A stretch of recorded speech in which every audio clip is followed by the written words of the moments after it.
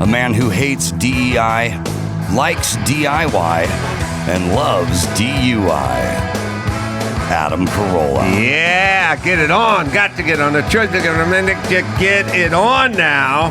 What's going on, Mayhem? Man, you know, things. Things.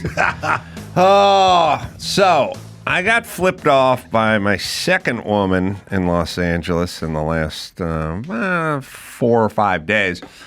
But the interesting surrounding circumstances, which is, I always tell people, you know, when you flip somebody off, you don't know if they have a gun in their lap. You don't know if they have a grenade in their lap. Yeah. You don't know if they just buried their kid. You don't know if they're going to the hospital to see their dying relative. Like, you really don't know where they're going. You know what I'm saying? I don't know if they have irritable bowel syndrome. That IBS. They may be on. They're not all on a smoothie run. No. There's people have issues. So you know, flipping off has consequences sometimes. Well, sometimes, but just how about just what if you knew I was going to Pasadena? My dad's got very short period of time to live. We'll say very short, and I was just going there to say bye. Basically, and I'm getting flipped off. So if the person in the car knows I'm going to say bye to my dad, they wouldn't flip me off, is what I'm saying, right? I think if the woman knew that, she wouldn't do that. I don't think most people would. Flip off empathy, yeah. Yeah, if you said, well, this guy, I'm going to flip him off. Well, he just buried his son. Then you'd go, I probably won't do it. But you don't know where they're going. But I could just be going to a Lakers game, in which case they would flip you off, right? Off, yeah. But so what I'm saying is you're not sure exactly where the person's going. So just picture them going to say goodbye to their dad or burying their kid or something, and it'll stop you from flipping them off, unless they did something really egregious. But I had a Saturday. I was doing 2 shows in Covina Friday night and 2 shows in Covina on Saturday night. Yeah. And I had to get from Malibu to Covina and the first show starts at 7. So on a Friday, what was going on with the traffic? We got the Dodger game going on. Yeah. We got USC going on. Yeah. We got a concert, I think, playing. There were literally Demo. 6 things going on. Lakers concert. Couple major high school football games on Friday night. I didn't even know about the high school stuff, but it was concerts, Dodgers, Lakers, the entire Trafficating. Yeah. But I got to get from Malibu to Covina. So, and the show starts at 7. It means you got to leave at 4:30. So I came here, brought a change of clothes, left from here to Covina, took an hour and 10 minutes or whatever it is. But on Saturday, I had to be in Covina, do 2 shows as well. But I'm in Malibu, and my dad's at a hospice place in deep Pasadena. And I'm like, I got to go from Malibu to deep Pasadena, hang out with Pops for a while, then get back in the car and drive back to Malibu, and then get ready and get my shit together, and then go from Malibu to Covina, and then do 2 shows and come back from Covina at 1 a.m. But at 1:30 in the p.m., I'm trying to get to Pasadena, and there's someone in front who's not moving when the light turned green. Then there's a person behind them that's not honking or doing anything. And then there's me, third in line, who does the honk. I do the lion's share of my honking is now through people. It used to be you'd honk as the person behind. Yeah. But the person behind the person doesn't honk anymore. So then I honked. And then the person in front of me thinks I'm honking at them, but I'm really honking at the person who's not moving. We need a through honk. It's a through honk. Through. There should be a jump honk. Yeah, there should be an app for this. I mean, I know you're big on making apps. Maybe Well, it should be understood. Like, let's say, how about this? If it's one person in front of you who's not honking, then it needs a pop, That's one. You just hop one. If there's two people, it's pop, pop, that's who I'm honking at. But I'm also honking at the person in front of me because they should be honking this person. So I honk, and I get nothing. I don't get the finger, but I get the passive-aggressive when the person in front of them leaves, they still sit there. They still sit there. And now, listen, I have to go to Pasadena to say bye to my dad, and then I'm going to go back past Dodger Stadium, who's playing the second game, to get back to Malibu. Then I'm packing my shit up, and I'm going to Covina to do 2 shows. You have no idea what's ahead of me on this Saturday. Yeah. But I get the passive-aggressive sit there now because I need to be punished for honking because I need to get going. By the way, just Pasadena, the round trip's about 3 hours from Malibu down to deep Pasadena and then back, but then it's going to be another 2 to get to Covina. So I get the passive-aggressive sit there. Then she starts moving. Then we get to the next intersection where I'm going straight, and now she's turning right, and that's where I get the fuck you. I get a delayed fuck you on a next intersection. Right. Listen, by the way, not everything it has to be a shaming experience. I know. Sometimes people could go, you're doing 52 in the fast lane. How about we just move it along? You know what I mean? I'll hit you with the high beams just to wake you up. Maybe you're not paying attention. Maybe you're looking at your phone when the signal changes. It's not all a shaming process. Yeah. I'm just like, hey, bud, over here. I frequently, especially driving with Mike August, I reach over and I grab the steering wheel from the passenger seat because I'll go like, as the club owner, no, we got parking at the club, and he'll go, yeah, I don't know, let me text. And he'll just start texting someone. I just reach over. Yeah. It's not a shaming thing. It's a courtesy. I'm doing a courtesy. And you're getting nothing but fingers for it. That's right. Story of your life. Story of my life. Now, the good news is Chef Evan Carl. This is the good news. So I told you I'm backstage. I don't know if I told you. Oh, yeah. Comedy Store with Adam Brisket. Ray. Adam Ray and the Brisket. Yeah. Right. Okay. And this guy, Chef Evan, does the best brisket I've had in years. And then I know Mike is on a basic, if he made a movie, it'd be called Brisket Quest. He's on a quest to find brisket. And everywhere we go, he orders brisket, and then he gets disappointed. And then he goes, Martin's used to be better. This is everything used to be better. We need more brisket.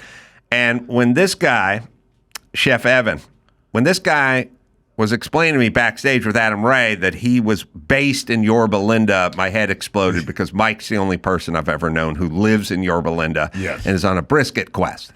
So then I said, Mike, you want brisket? You got backyard brisket. You talk to Chef Evan. And then he said, I'll talk to Chef Evan. And the next thing you know, Chef Evan is schlepping his brisket out to Covina because that's how Mike works. Mike wants brisket, and he wants all form of barbecue. And he wants it for free, and he wants it backstage. And there's another Adam who likes brisket. It's not just Adam Ray. Adam Carolla likes brisket. So he then gets on with this guy and gets Evan to come out. Off the air, I got a brisket guy. You got a brisket guy? I'm telling you, I know. Well, you got to look. I think we have a little footage of it.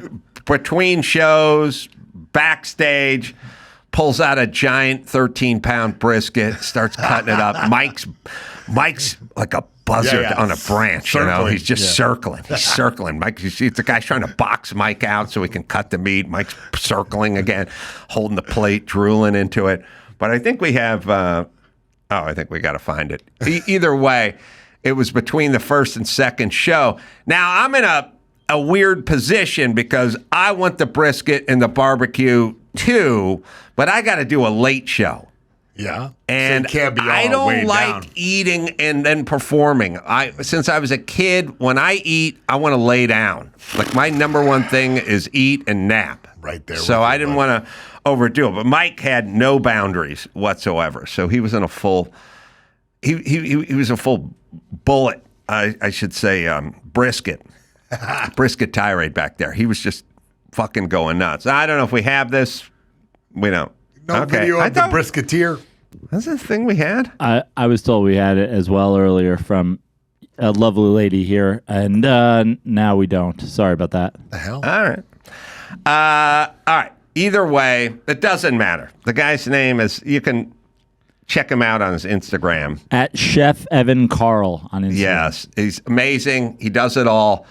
You got to get up at 4 a.m, 3 a.m, put the thing in the smoker. He's up brisketizing, all brazen and brisketizing all morning, and the product is so good.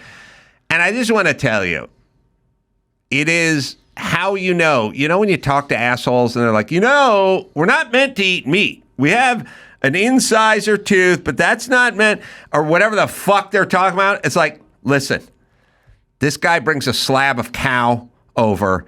He lays it out on a cutting table, and Mike is standing there with a string of drool going down to the fucking carpet. And I'm standing there holding my plate, my hand shaking. And this guy's having to box us the fuck out. Don't tell us we weren't meant. I got cum in my pants because you pulled the foil off the brisket, and I just got a whiff of it. Don't tell me we weren't supposed to be doing this. We're not made for this. Oh, we did find the brisket. Footage is in. Found the brisket vid. You can't tell me that. I wouldn't start salivating. When you pull out chives and a head of romaine lettuce and an uncooked beet, I don't start salivating. If you're just eating vegetables only, then you're at a caloric deficit. Therefore, our human ancestors wouldn't have been able to have enough calories to form a forebrain that we have today. Yes. Just wouldn't happen. Said well there. Oh, my goodness. There it is. Wow. Oh, brisket. Oh, and baked beans and banana cream pie. Oh, and homemade sausage. Hot links, barbecue chicken thighs, Memphis style, some pickled jalapenos. This is the mustard sauce for the cheddar jalapeno hot links. That's our homemade barbecue sauce, brisket, the fatty point end. Then we have some baked beans, mac and cheese, southern style cornbread, so it's more cake-like, and then banana pudding. Oh, Mike did. All at the Laugh Factory Covina for you. You look like a little kid right there. I was giddy. I also like to watch Mike polish off both desserts at some point. He's got a whole bucket of pudding in his lap. When I come back from the Late Show, Mike's got a bucket of pudding in his lap. He's going Mike, at it. When I met him, to be 370 pounds, but instead he seemed like he a should fit guy. be. He should be. He exercises on the regular, and maybe he's got a good metabolism. I don't know, but that fucking guy loves eating. And now he's deep in because the Brisket King is in Yorba Linda. Oh, man. So thanks for that, Chef Evan. All right.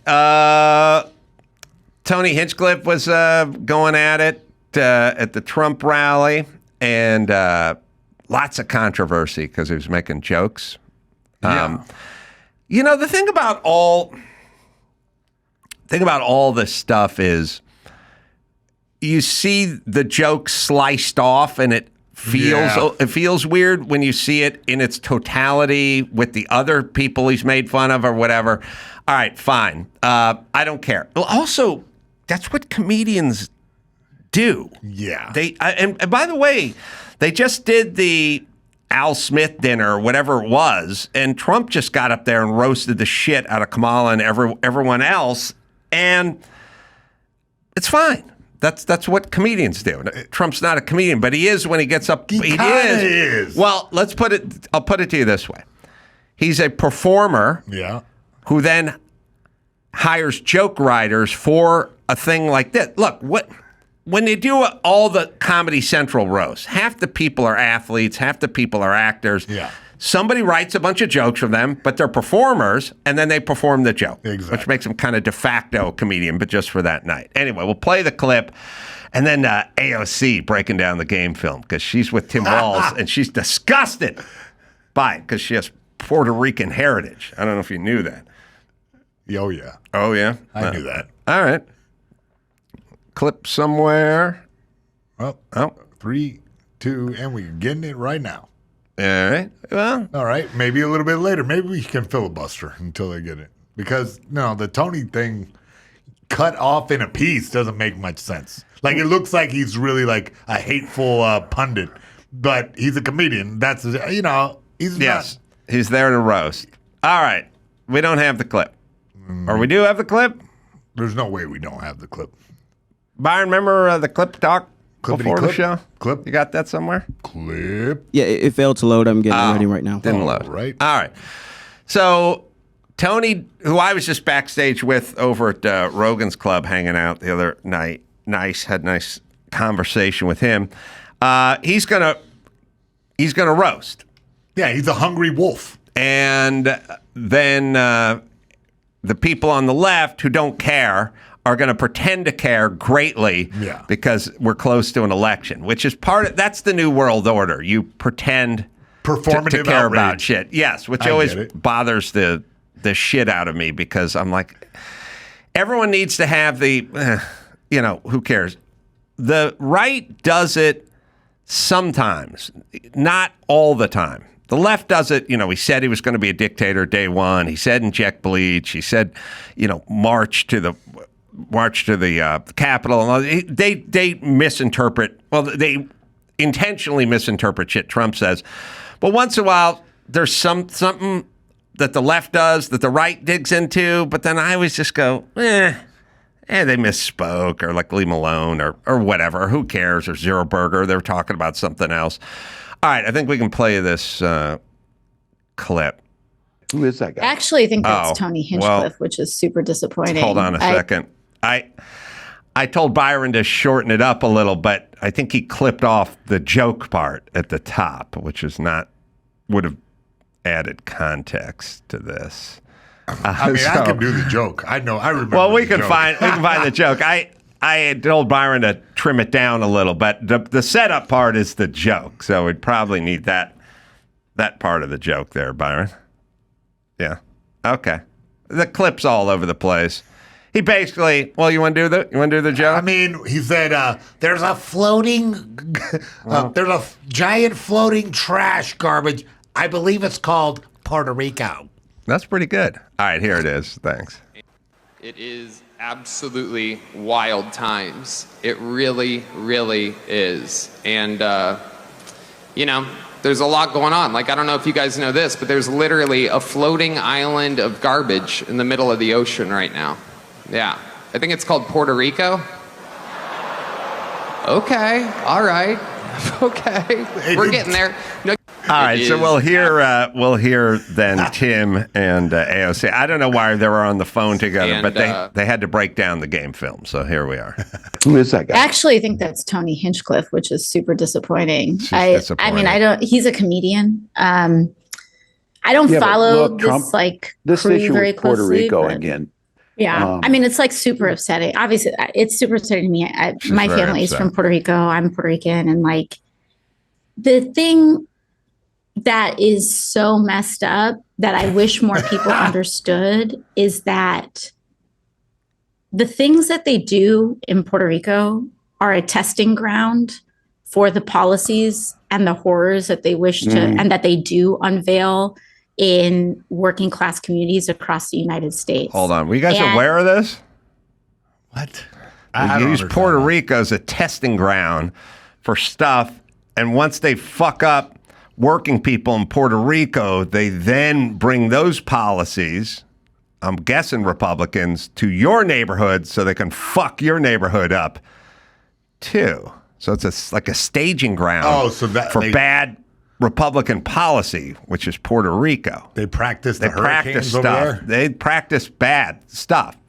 Unaware of this policy, but okay. In working class communities across the United States. And I need people to understand that when you have some a-hole calling Puerto Rico floating garbage, know that that's what they think about you. That's just what they think about you. It's what they think about anyone who makes less money than them. All right, it's what they think about I just rap about, like, I don't know what it is with the Republican things. Like, hey, your waiter, you hate your waiter. Yeah. Because he makes less money than you. First off, I'm so happy that most people make less money than me. That's how I get them to do shit for me. Yeah. If they make more money than you, then they don't bring you your Denver omelet. Yeah. You see how that works? Yeah, I see, yeah. Yeah, you need people that make less money than you, but I don't know why you need to hate them. Yeah. I mean, the joke wasn't that funny, but it wasn't that mean either. It was a joke. Like, No, clearly but it was a also joke. AOC, I've gotten into trouble for multiple outlets because I have said that if she was in her 60s and fat, no one would listen to a fucking word she had to say because she has a 10-cent head. And then everyone looked at me and went, whoa, you can't say that. By the way, whenever they say you can't say that, it means you said something that's true. Yeah. She does this whole thing and she's just, well, we'll listen to the end, but she doesn't say anything. About you, it's what they think about anyone who makes less money than them. It's what they think about the people who serve them food in a restaurant. It's what they think about the people who fold their clothes in a store. Yes. Like, yes. dude, right. are you serious? The Like, are privilege you of being- serious? All right, I pause it want there. them. Are you serious? Like, dude, seriously? Like, J.D. Vance hates people that fold clothes. It's like, okay? Like, seriously. I get why Like, they're doing come on, dude. I get why they're doing I get why they're doing everything, but they just sound fucking retarded. Yeah. All right, we'll keep playing. Serious? The Like, are privilege you of being- serious? Are you I want them to You like got to vote. roll that. I want everyone in Philadelphia to see that clip. If Yes. you live in Philly, why don't you go and see that Or clip? Reading. Yes. If you across live the in street. Reading, Pennsylvania, which I was there, you're I was part in of the Reading last week. Reading If you're in family, Reading, like if you're in Otis's Philly, siblings?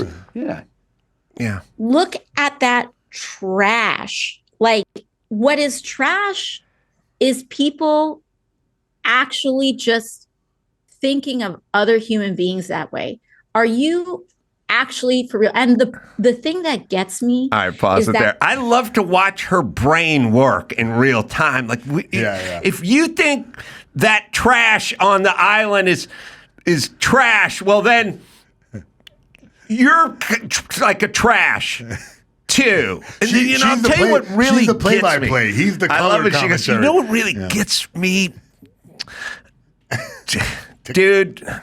Like what is even going on? Such the trash, man. You're trash. The people from Puerto Rico are you're garbage. They're not trash. Oh my with God. jokes. Like, come on, dude. All right, sorry. Go ahead, Donson. Actually for real. And the for thing real? that gets me is that these people their entire lives rely on working class people. You know if that? you have someone that's not there to harvest the crops that show up in your grocery store, in your Erewhon or your Whole Foods or wherever it is Tony's that you such go an to elitist eat, with if his you Whole think Food lesser shopping. of working class Americans. I always love it. It's always quietly insulting when they pick out a group, like Puerto Ricans, and they go, who's going to clean your toilets? Who's going to delouse your pubes? Who's going to examine your stool? Who is going to wash and detail your van? Who's going to clean out your garbage disposal and the flue at the restaurant? Just a restaurant. Who's going to flip the burgers? Who's going to wash the dishes? Like, okay, you're kind of making Puerto Ricans sound dumb. Yeah. Oh my God. Imagine trying that with Jews. Oh, you don't like Jews? Well, who's going to clean your toilets? And who's going to harvest your garbanzo beans? And who's going to drive your trucks? Okay?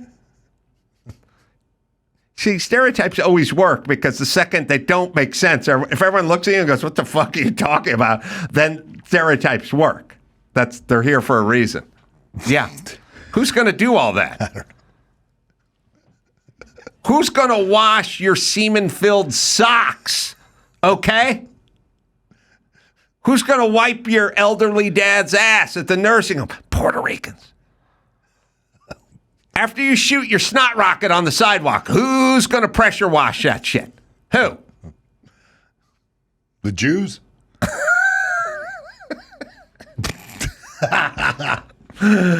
All right, so I like to watch her break down the game film. She was very upset. Her family's from Puerto Rico. I thought they hailed from Retardistan. But it turns out they're from Puerto Rico. So I was unaware you know of this. She's chubbing up too, by the way. I mean, she's taking away one big part of her game. She's like gained about 20 pounds. I look at athletes for a living. So I can tell you right now she gained about 12 to 14 pounds. Maybe she's eating her feelings. Yep, I believe you're right. All right. Very funny comedian and actor Bret Ernst is coming back. He's here. He's got a special out. I think he's in the building. And we'll take a quick break. We'll be back with Bret right after this. Hey, I'm Adam Carolla. That's Brad Williams and Jay Leno. Hey, buddy. Over there, we're doing our 3rd annual comedy fantasy camp. That's going to be January 23rd through the 26th, right in Hollywood, California. Where else would it be? These guys are going to be there. So remember, 2 out of every 3 comics make it big. Well, 1.5. Do I get paid for this? Please tell me I get paid for this. Go to comedyfantasycamp.com and get in on the fun.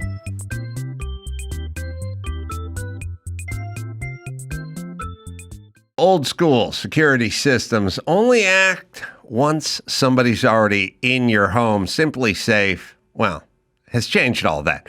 New Active Guard outdoor protection stops crime before it starts. Live monitoring agents keep watch outside of your home for anyone loitering or acting suspicious.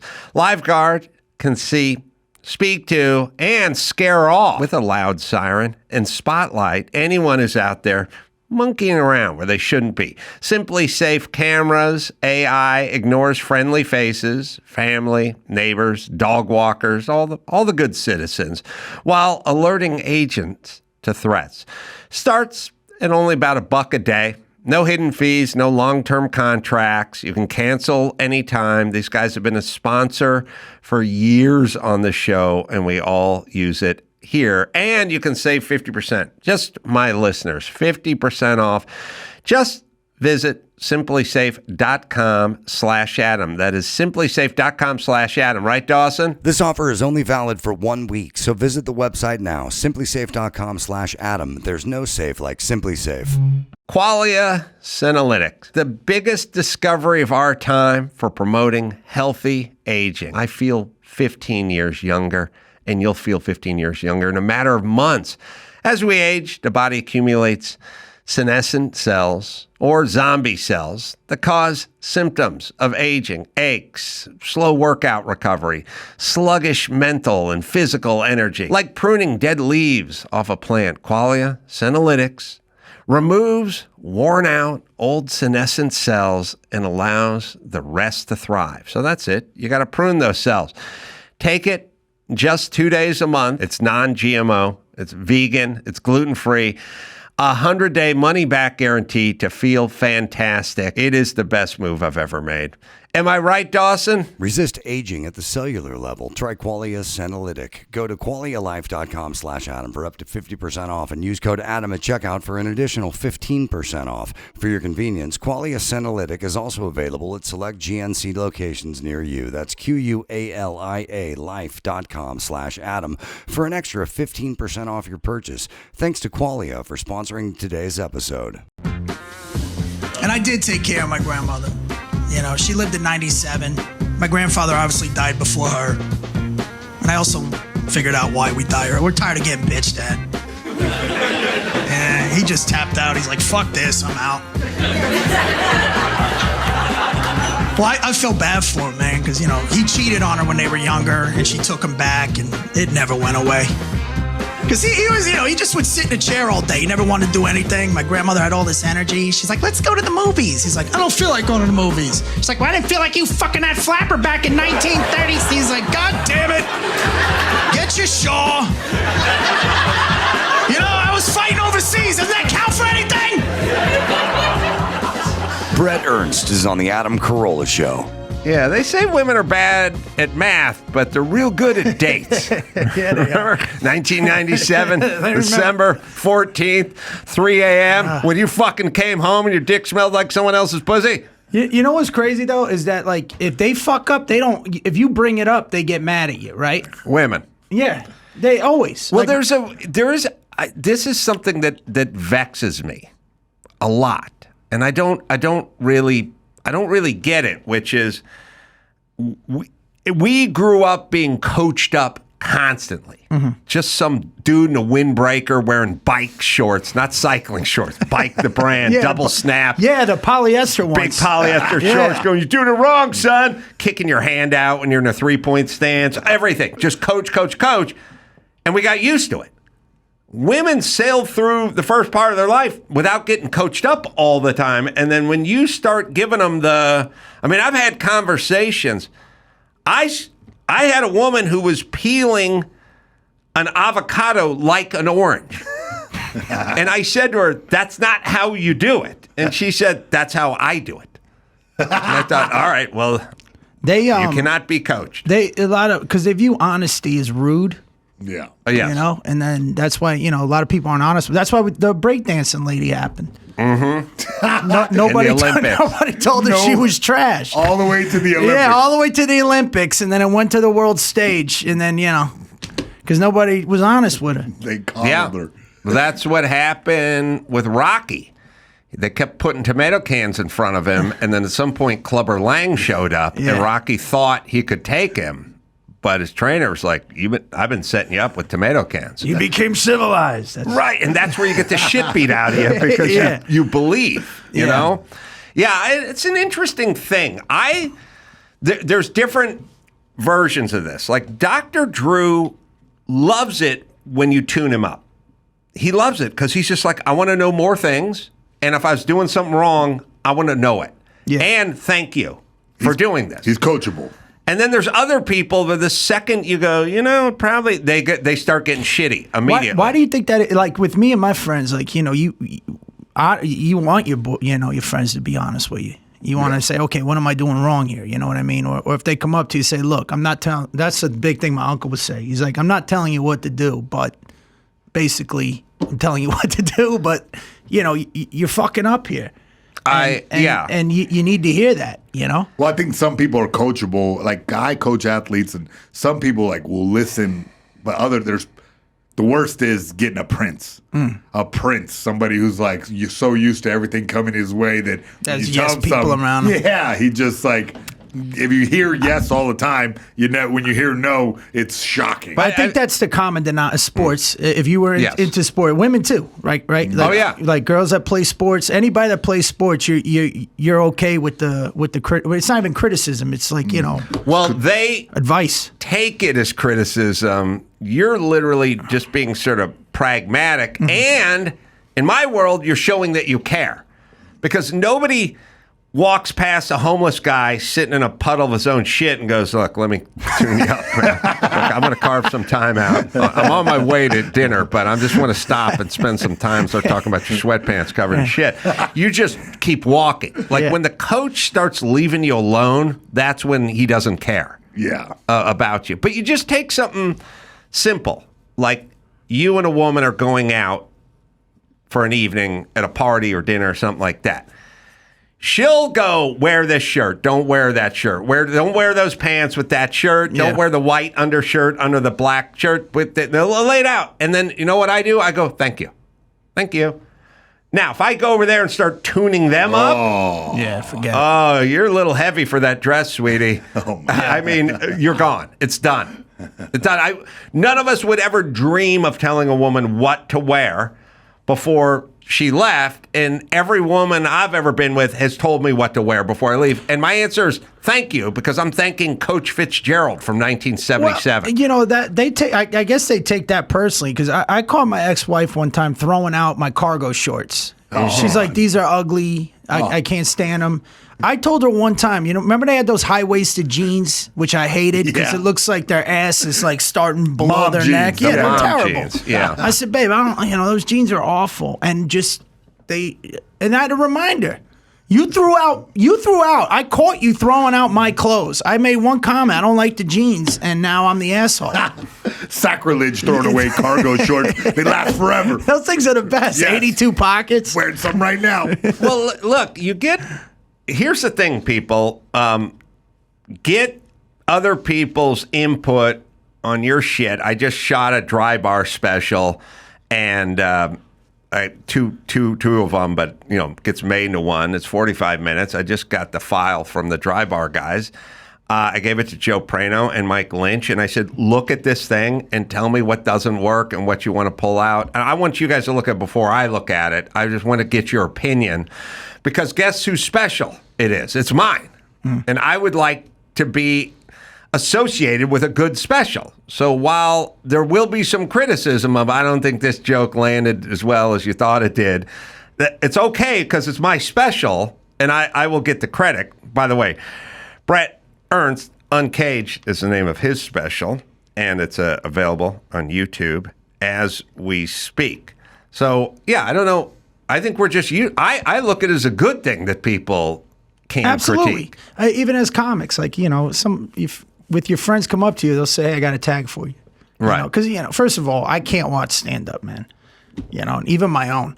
But, if I'm watching a friend's set and you see something like that he's missing, and then you're like, yo, did you? Because sometimes I used to call, like, when you're looking at a puzzle or like a crossword puzzle, if you're staring at it too long, then somebody comes over your shoulder and just gives you the answer right away. Right. Sometimes when you're staring at it too long, you don't see the obvious. And but if somebody gives me a note saying, hey, yo, did you ever think of doing it this way? Then I'm like, all right, he paid attention, because I know he must have hated watching me do it, Yeah.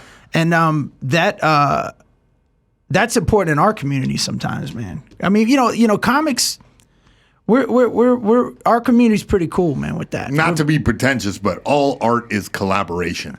So, because if nobody's there to witness the art, then it's not art. The right? art itself it's the artist that you have problems with. Yeah. You understand? It's an odd breed of mentally ill people with trauma, and Yeah, I'm well aware. they're nuts. Yeah. Well, they always do that. They go, why are all female comedians crazy? It's like, because you got to be crazy to be a female and want to travel around and do stand-up with a bunch of dudes and club owners. Yeah. It's a self-sorting, self-selecting group, Absolutely. You got to have something off. You got dates, by the way. Dallas Comedy Club, La Jolla Comedy Club. That's coming up November 8th through the 9th in Dallas, and then 15th through the 17th. La Jolla. So I don't know what you guys think about music, but Mark Farner is coming in here, and he's from Grand Funk Railroad. And Grand Funk Railroad is not in the Rock and Roll Hall of Fame. And they should be. Well, do we have the live version of American Band? But it got me onto another subject. But I don't know. This is Grand Funk Railroad circa, 1975 or something, or 77, doing Grand Funk, doing American Band. But Mark's guitar, shirt off. So we'll talk to Mark, the shirtless Mark Farner, later on today. But also I started thinking about, when I was thinking about talking to Mark, I was like, I think I like, so back in the day, they wrote songs and they picked themes for the songs. Like, would you like to write a song about being a rock and roll band and being on the road? Or do you want to do a witchy gypsy woman theme? Or do you want to do a weird Western thing where, like, you guys are outlaws, but you don't have a 6-shooter, you have a 6-string, but you're like rock and roll bandits? Like, they just went, here's your theme. And you just had to write a fucking theme. And then so you had 10 songs about being in a rock band on the road, and then you had 10 witchy gypsy lady songs. 2, I don't know why. I don't think that's ever going to happen again, where, like, you got to write a song about how your lady is a witch. And I'm like, well, I'm not going to get my dick sucked for a while if I do that. Maybe a B-side that she doesn't hear. But I started thinking American Band. All right, so that was American Band. That is, they're coming to your town. We're going to party down. We're going to fucking rock you. Yeah. Then Travelin' Band by Creedence, which I heard the other day. And I was like, oh, this song rocks. And Creedence is known as folksy, but they could rock it if they had to. Oh, this is live then, I guess. All right, all bad. But being in a rock band, good. That's a good. That's what I figured. Established it. I think though the 70s overall, music, television, movies was probably the pinnacle, the most creative era. We had a lot of good. A lot of good. I mean, and all the bands, the crazy part, I know it's going to sound like those commercials that came on at like 3 a.m. for like the CD. Yeah. Right. But none of the bands sounded alike. Right. You know what I mean? Everyone had a distinct sound from like Van Halen to, Black Sabbath, and they all toured and they were killing it. And it was just, I think it was a great era, the 70s. Yeah, I agree. And that's kind of my problem with rap is when it all just kind of sounds the same and I don't really know who the artist is and they're sampling everything. And then you had like the Carpenters would just come in out of nowhere, who I think were phenomenal. I'm a big fan. I love the Carpenters. And she was a great drummer. Yeah. She was behind the drum kit and they got her from behind the drum kit, moved her up front. But she was a drummer and her voice is amazing. It's just they came around when I was young and trying to be edgy, So the thing about the Carpenters, it's the same as ABBA. You can admit now you like them, but it wasn't cool when I was 14. Was it cool to like Neil Diamond? No, you're right. Neil Diamond, ABBA, and the Carpenters, we can all go, oh yeah, I like them now. Back then, you weren't cool. You had to be listening to Witchy Woman, Devil Lady What stuff. about Manilow? Like I call it all that 70s divorce music. Yeah. It's like when your parents went through the divorce, they were listening to that shit. Yeah, Manilow's the same. No one really wanted to admit to liking any of that stuff, and now they're all nostalgic about it, and they can. But it was not cool in real time. But you would make fun of your dad, these old people sitting around listening to ABBA and Barry Manilow, and I'm listening to edgy, cool stuff. All right, here's another question, because there was a guy at the gym, and this was years ago, and he had a Styx tattoo on, and then my friend's father was like, "Look at this jerk off." Right, but I didn't know that they weren't considered like I don't know, like he was saying they weren't, I guess that was pop. Well, Styx. So what happened to Styx is Styx was. They did rock, but then their lead guy, Dawson, I'm going to need you some help with Styx. Their lead guy was like... Tommy Shaw, I guess, was like, I want to do a theme like rock opera. Maybe kind of a Tommy theme. And not theme, but, he saw what The Who was doing with Quadrophenia, maybe Tommy. And then so he goes, I want to do Mr. Roboto. But that's a theme album. It's not this song and that song. That was the Kilroy was here. Yeah, right? Everything is connected. And his bandmates were like going, let's just rock. We got rock songs. Let's just do rocks. And he's like, I want to do songs about a robot. What is their song I like? Troubled Young Man. Is that Fooling Yourself? Fooling Yourself. That is a good song. It's got a good opening.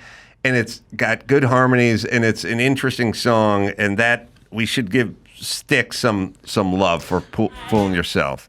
This is too old because the lead singer dressed like a cop. Yeah. So not only... This is the original lineup. They updated with the police. The lead singer is married to Felicia Rashad, or was married to Felicia Rashad. I don't know. He was married to Felicia Rashad. And wasn't she married to Ahmad Rashad? Yeah, that was from the Vikings wideout. Yeah, I receiver. remember he proposed her on TV or something. Oh, he did. So was married. Well, show me another picture of the Village People where this guy's a cop, because the lead singer was the cop, and not only was he straight, but he was a black guy, had to dress as a cop. You know what I mean? So they were just cucking the shit out of this guy. Like, everyone thinks you're gay and you love the police. You want to make it in Hollywood? It's tough for a black guy, because they're culturally, they don't like, the only thing they like less than the cops is the homos. You know what I mean? So this guy, he's 0 for 2, right? And he's a fucking highway patrolman. Yeah, he's wearing a motorcycle It's not even like a helmet. detective or, this guy's on chips. I would have argued that I was a plain clothes cop. I needed to keep my cover. And there's the guy with the suspend. What is he again? Is he in the army? Now he's in the army. The guy with the suspenders in the other pictures now enlisted. So he's in this man's army. And there's Woody from Toy Story. Yeah, and the Native American is clearly Puerto Rican. Oh, yeah. Yeah. I think in real life, right? He was. I think he Right. Yeah. He's from that trash island. Yeah. Jesus Christ. The construction of the guy that just blows people very consistent. The poor straight guy was like, look, I just got done banging Felicia Rashad. I'm definitely not gay. Well, everyone thinks you're gay because you're in the Village People. All right, we need you to dress up as a cop. Well, you know what? I don't back the badge. My brother was shot by a cop just during a routine pullover. All right, but you're going to be a motorcycle cop, so you got to wear a helmet. I can't sing in a fucking helmet. Well, you got to wear a helmet. How about just a regular cop? Not all cops wear helmets. Nope. How about a detective? Nope. Plain clothes? Nope. How about someone in supervisory position? You know what I mean? Like lieutenant, someone who yells at street guys who cross the line. How about a guy that works in internal affairs? Can we get Yeah, that? you know what I Something mean? like that? Nope. Yeah. You're gonna ride a motorcycle, buddy. How about a meter maid? Yes. He's wearing a black helmet with a white visor. He's got to sing in a crash helmet. What are the stripes? Does that make him a sergeant?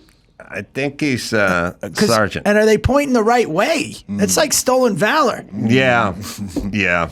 All right. Well, there goes the Village People, everybody. Take them down, for God's sake. I bet you the Village People will get into the Rock and Roll Hall of Fame before Ted Nugent. Well, what I was going to ask you, why can't you start your own Rock and Roll Hall of Fame? You know what? You're right. All right. And then No, we can you're start- right. Yeah. BTO, Bachman Turner Overdrive, is not in the Rock and Roll Hall of Fame. Bad Company, Boston, Joe Cocker, Crosby, Stills, and Nash, ELP, Emerson, Lake, and Palmer, who just sung that one. Oh, no, who sing other songs that are great. Foghat, Fool for the City, Grand Funk Railroad, we just discussed. The Guess Who is not in there, and they're great. Ted Nugent, REO Speedwagon, Styx, Supertramp, Thin Lizzy's not in there. Three Dog Night that have a ton of hits. Is ELO not in there? I don't know if ELO is in there. Kyle says yes. I love ELO. Wait, didn't you tell me that Blood, Sweat, and Tears wasn't in there? Did you pull that off your list, or was that on this thing? It was on the list. I tried to pare down the list Don't for you. take but Blood, don't take Sweat, blood, and Tears. Now I know. Oh, my God. Now they're not even on the list of not in there. You had... Now they're not even on the honorably mentioned, not in the Hall Yeah, of Fame because you list. left on, like, Jane's Addiction or something. Like, who gives a fuck about them? But Blood, Sweat, and Tears, like, one of the best fucking bands ever. One of the best. I wonder what the criteria is, though.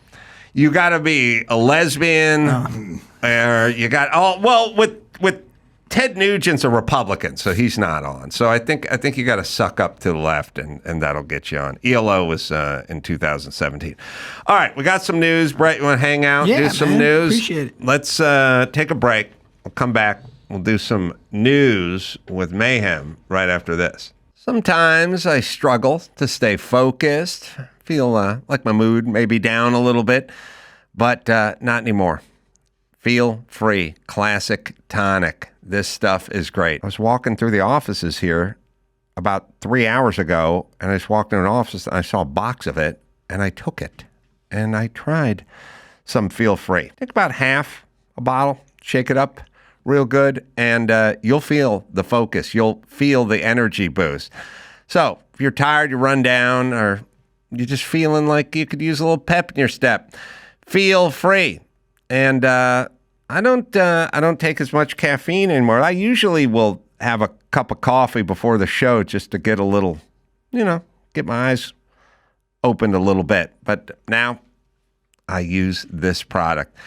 You can take it 2 or 3 times a week when you know you need some energy or feeling a little bit down. Really helps. And like I said, I don't know what else to tell you, but I took the product home, used it, ran out of it, and just went and got my next box of it and taken that home. So it is feel free, classic. Right, Dawson? Make the switch to all natural energy and get an extra little mood lift with this plant-based tonic. Go to botanictonics.com and use the code Adam at checkout for $40 off a 12-pack case. Again, that's botanictonics.com, code Adam. O'Reilly Auto Parts. They're in the business of keeping your car on the road. They offer friendly, helpful service and parts and knowledge that you need to maintain all the repairs and keep your car running smoothly. I've always been a fan of O'Reilly. I remember when I lived up in La Crescenta in my rented house with all my roommates, and I'd work on my Isuzu Trooper, and then later on my Toyota Supra. And I would go up to the O'Reilly up on Foothill. That's where I got all my know-how and I got all my parts.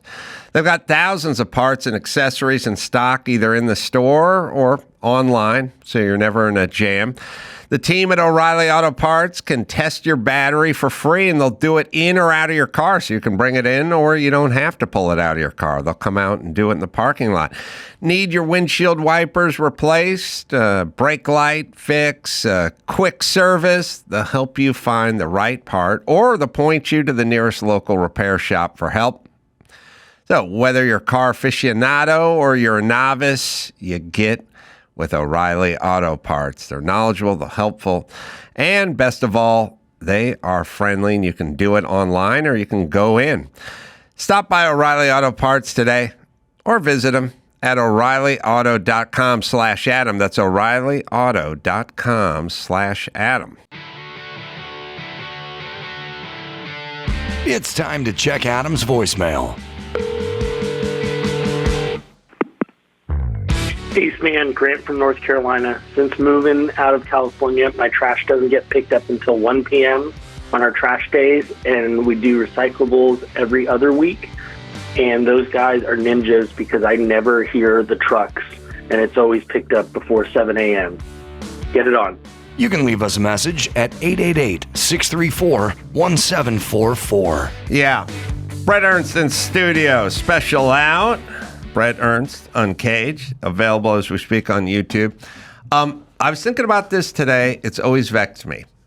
I lived up Beechwood Canyon in the Hollywood Hills. And on Friday, they would pick the garbage up, and they'd pick it up at 6:45 in the morning.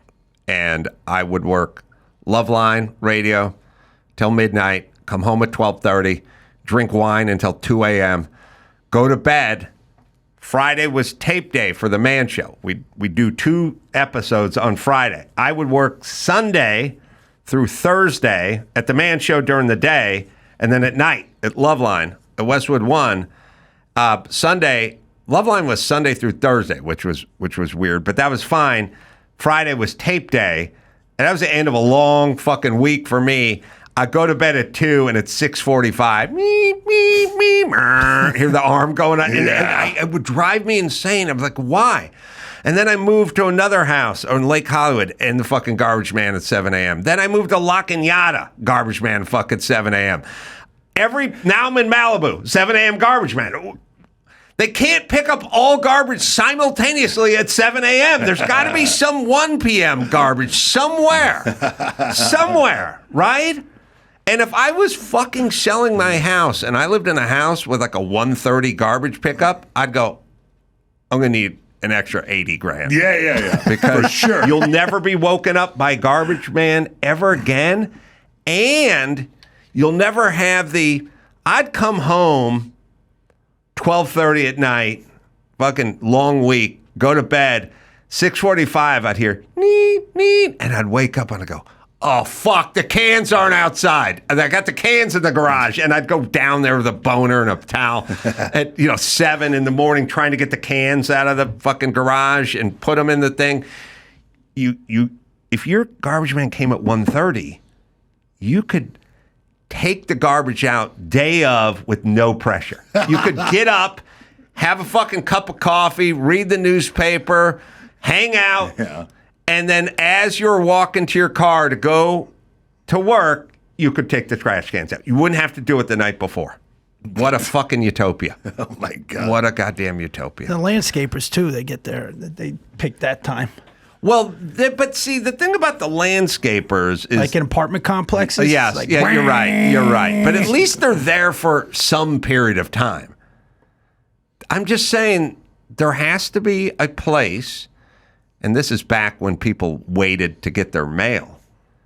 Drew said to me, he goes, you ever lived in a place where the mail got there before the garbage man? I said, no. The mail's at 5 in the afternoon and the garbage at 6:45 in the morning.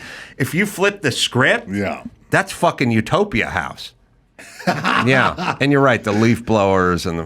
That's a good point, yeah. Are they just fucking with us? I think so. Aren't they doing it like I'm off of PCH and the guys that just go down, they just go down and they're just throwing revs on their Harley with the baffles out. Yeah. Fucking 2 a.m. They're just like, hey, millionaires, wake the fuck up. I live in Sun Valley. I live in 1,200 square foot. You're down here with David Geffen in a $40 million home, but guess who's getting up, bitches?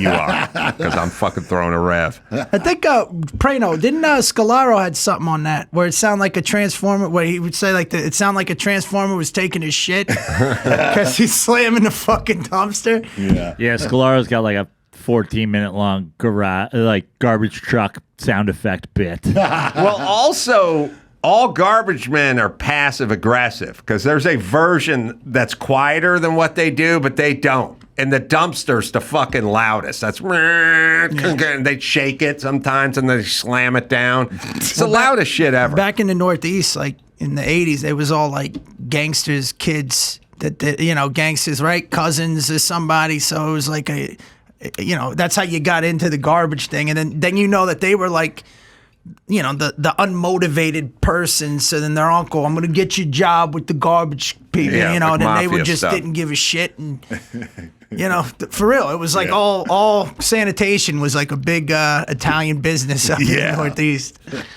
All right, what do you got? You got some news? Got some news. Burlington, Vermont. The leadership calls for more officers, new programs after city defunded the police.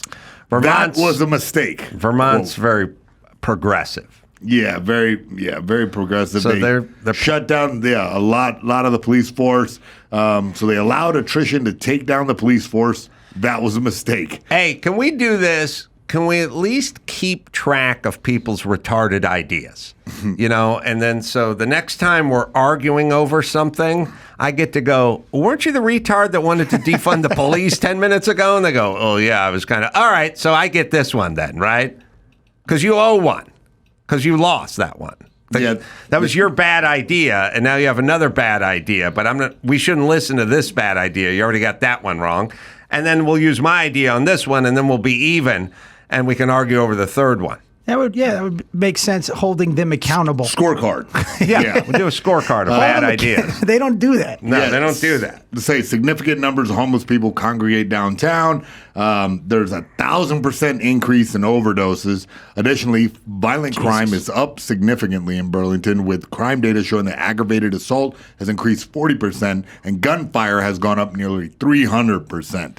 So, yeah, because that's people... There is an element of society, a group, a percentage, who will do exactly as much as the cops let them do.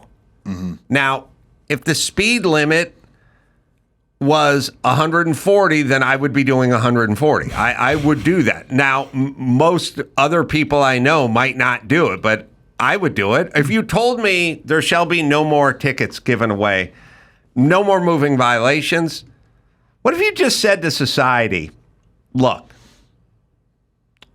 we're not going to do any more parking tickets or towing cars. Now, we're kind of going on the honor system. We need you to park in the right place. Do not park in the handicap. I know it's at the front of the Costco. You're going to the concert. Don't park in front of that guy's driveway who's across the street from the venue. You should pay for the parking at the venue. But just do the right thing. Just everyone do the right thing. We're going to defund the meter maids. We're going to defund the tow trucks, but we're kind of just counting on you being a good citizen.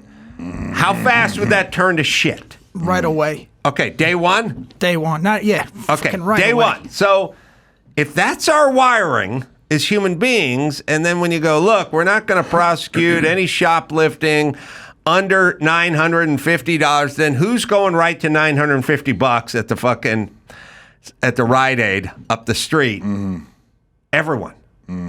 You're going to have a problem when you do this. I wish we could work it out, but we can't. But the thing too is it doesn't take a lot to fuck everything up. That's why we have traffic. Two guys take the light, right? Everybody's fucked. Right. You know what I mean? And that's why, these types of things don't work. And, I was talking to somebody one time and they were saying, like, real gangsters, guys that have been locked up, they don't dislike the police because they're locked up with real animals that are out there. You know what I mean? And it some just people doesn't, need to be busted. Hell, yeah. And but, like I said, 2, 3, 4 people could just fuck up everything. Yes. Yeah.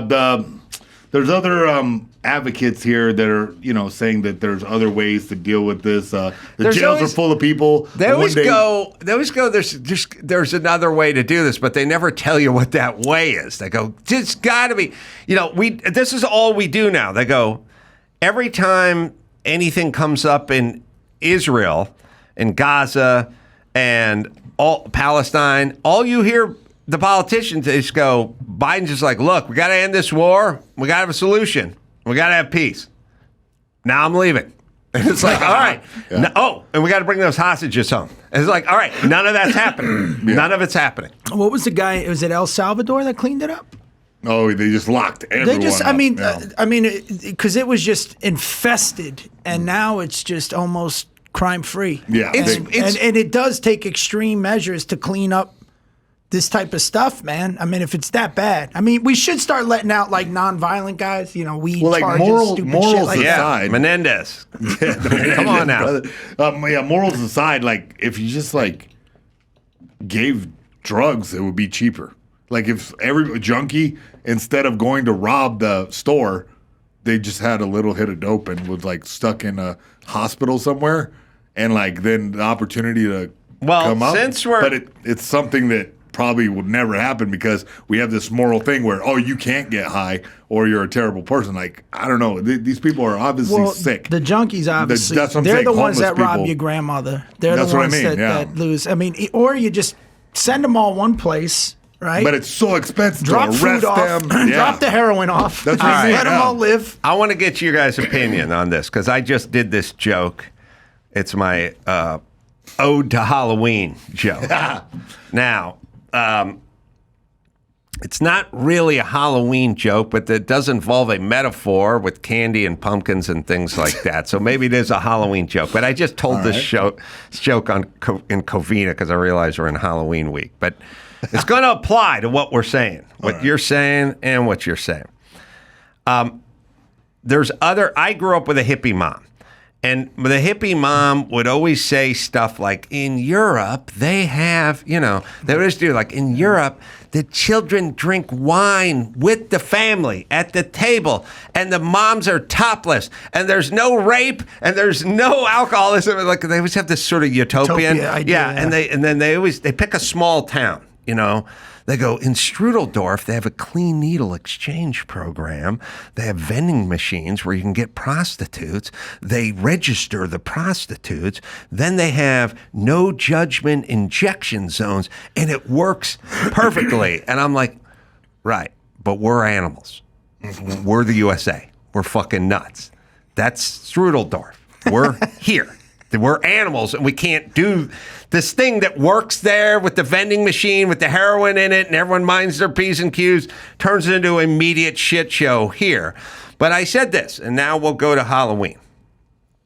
I said, if you have a society, remember when you were a kid, they'd put the plastic pumpkin out on Halloween because the nice family, the Kramer family, was out of town. And they'd put a note, limit yourself to one piece of candy, please. Thank you. Happy Halloween, right? If you live in a society where 10 kids will go up and 9 of them will just take one piece of candy and leave before the 10th one empties it into the sack, or just you go for 10 for 10. If you live in a society that does that, then you can do the clean needle exchange and you can do the judgment-free injection zones and the heroin, and we'll give heroin to everyone. It'll work. It'll work. But that ain't us. United States, first kid shows up, takes the pumpkin and dumps it into a sack. Second kid shows up, sees there's no candy in the pumpkin, shits in the pumpkin. Third kid shows up, sees shit in the pumpkin, and throws it through the bay window. That's us. So that can't work for us. That's why we try, but it just turns into San Francisco. You know, it's like we're going to stop incarcerating, we're going to stop arresting, we're going to give them syringes, as it turns into a shit show. If we had a society that could pull it off, I'd be all for it. But we can't pull any of this shit off. It's too many. It's 320. Every time we try. 320 million people. It can't work. We're pumpkin shitters. Yeah, we're fucking pumpkin shitters. We'll throw eggs. We'll TP your house. That's right. I got my fucking house TP'd 1,000 times. It's like the asshole that gave you pennies. Remember the guy that you knocked on and he forgot? He gave you pennies. They went right through his fucking window. Mm-hmm. What am I going to do with this? Yeah. But no, it just, like you said. And the other thing, too, I always brought this analogy up, not in my act, but talking to somebody. If you go out, if the three of us went out to dinner, okay, we can figure out the check, right? If you ever go out to dinner with like 20 people, one guy has to cover for, I forgot my wallet. You know, there's always a fucking problem. There's that guy.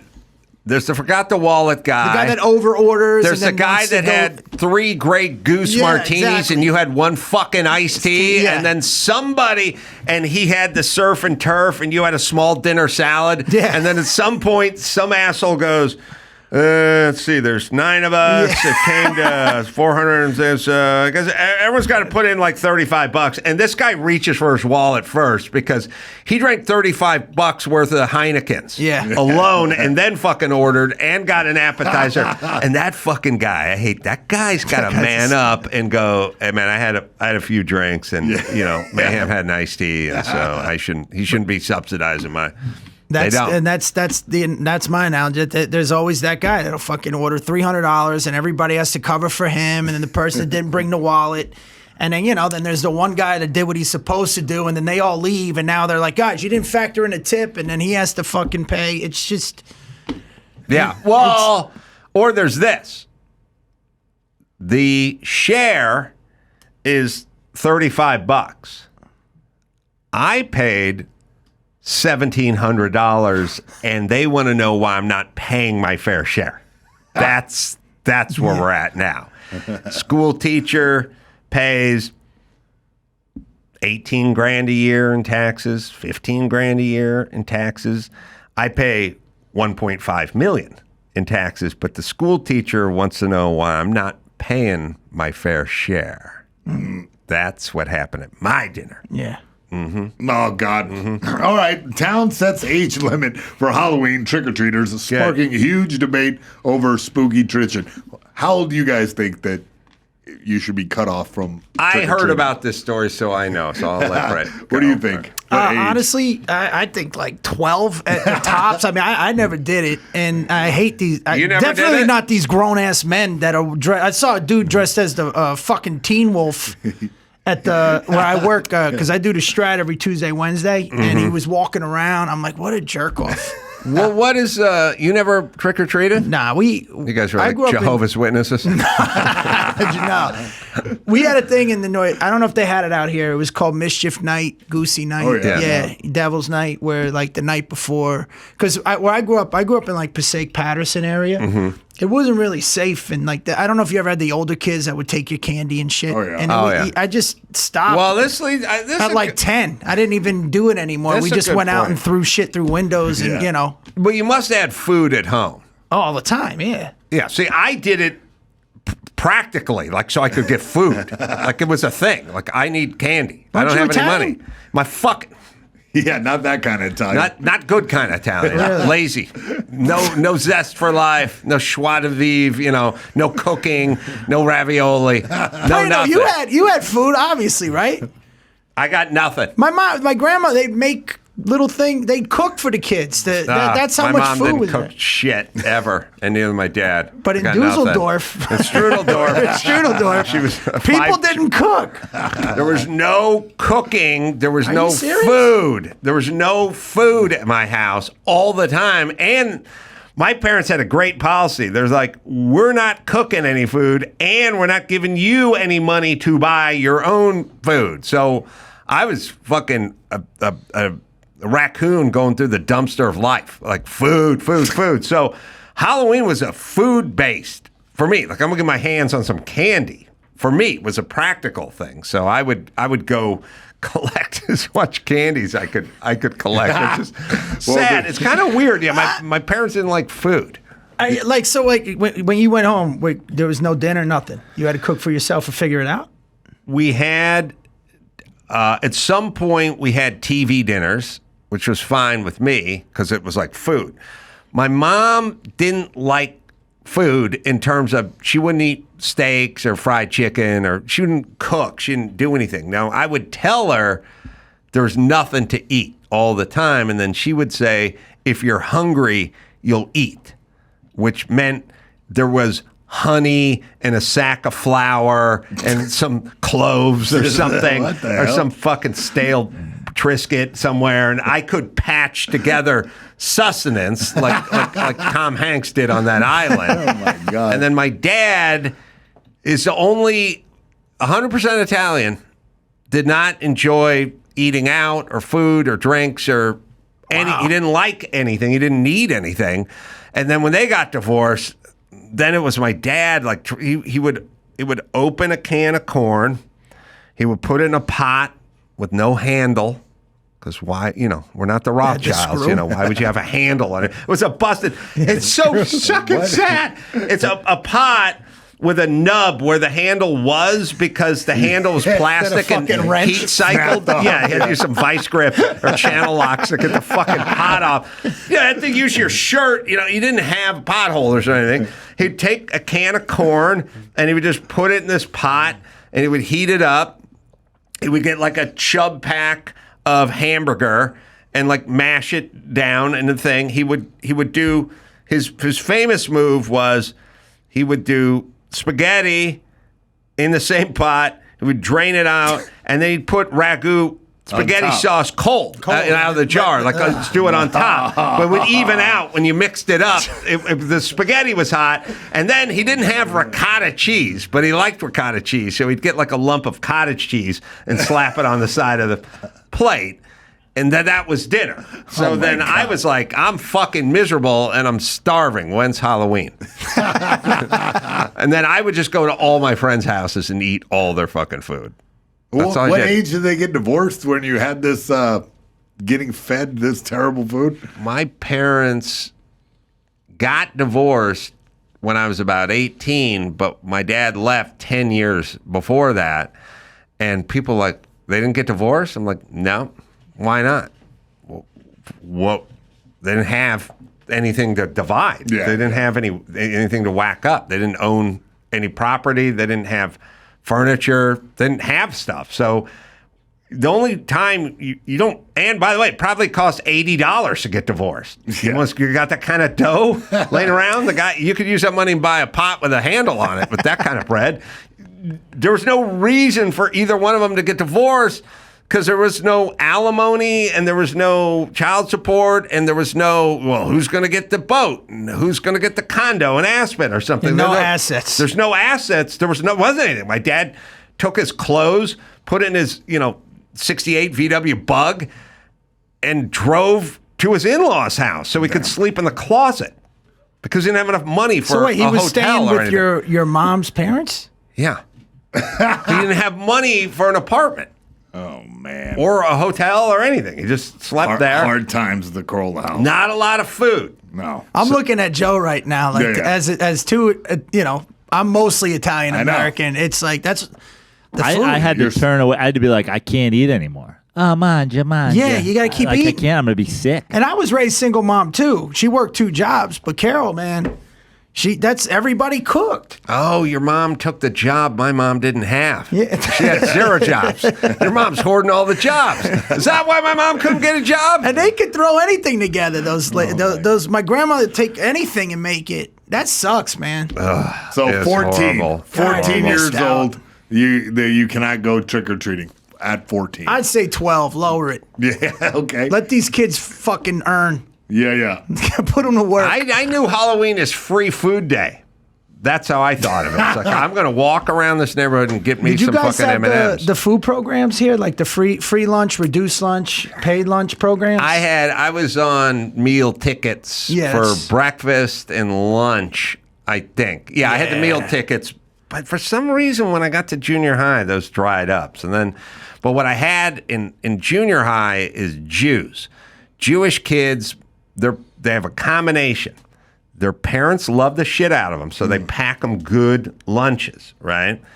And they're a little bit smaller, and they don't play sports. So they didn't earn that appetite. You know what I mean? This is where your love of Jews came in. So I would go eat with Nate Wittenberg and Jeff Buck, and I would just sit in between them. And I had a box of raisins or some shit my dad gave me. And I'd just stare at it. And at some point, Nate Wittenberg would finish his sandwich. He'd go like, I'm full. Also, they weren't ravenous like I was. They probably had breakfast. They were having dinner waiting for him.